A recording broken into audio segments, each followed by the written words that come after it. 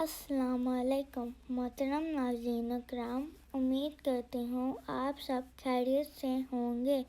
میری دعا ہے پروردگار عالم بحق 14 معصومین علیہ السلام آپ سب کو اپنی حفظ و ایمان میں رکھے، آمین۔ چلیے دیکھتے ہیں مولانا صاحب کیا بیان فرماتے ہیں۔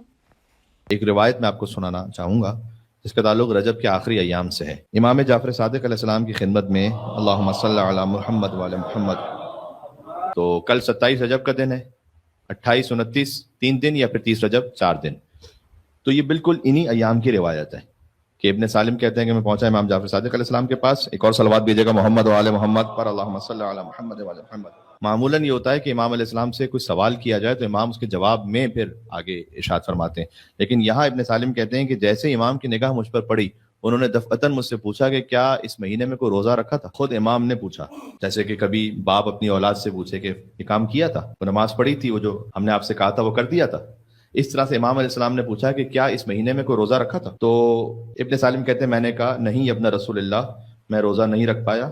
امام نے فرمایا اس قدر تم سے ثواب فوت ہو گیا کہ خدا کے علاوہ کوئی نہیں جانتا۔ یہ جملہ امام کے علاوہ کوئی کہہ نہیں سکتا کہ خدا کے علاوہ کوئی نہیں جانتا کہ تم نے کتنا ثواب مس کیا ہے۔ بخدا یہ وہ مہینہ ہے کہ جسے دوسرے مہینوں پر فضیلت حاصل ہے اور اللہ نے اس کی فضیلت کو عظیم سمجھا ہے، اور اس میں روزہ رکھنے والوں کا احترام اللہ تعالیٰ نے خود اپنے اوپر واجب کر لیا۔ اگر قضا روزہ کسی کا باقی ہے یا مستورات میں ان کے سائیکل کی وجہ سے روزے باز رہ جاتے ہیں اور بعد میں اب تک قضا نہیں ہو سکی ہے، تو آپ پر واجب ہے کہ آپ قضا کی نیت سے رکھیں، لیکن انشاءاللہ آپ کو 27 رجب المرجب میں روزہ دار ہونے کا ثواب عطا ہو جائے گا۔ اور جو شخص اس مہینے میں 2 روزے رکھے تو امام نے کہا وہ صراط سے آسانی سے گزر جائے گا، اور جو شخص آخر میں 3 دن روزہ رکھ لے تو اللہ قیامت کے عظیم خوف سے اسے بچا لے گا۔ تو اب 3 دن آپ روزہ رکھنا چاہتے ہیں تو 27 28 اور 29، اس احتمال سے کہ نہیں معلوم 30 رجب ہو یا نہ ہو، تو 30 رجب ہو جائے تو پھر 4تھا روزہ انشاءاللہ۔ تو اللہ تعالیٰ سختی اور وحشت سے محفوظ رکھے گا، تو انشاءاللہ ہم سب کل اس عبادت کو انجام دے سکیں۔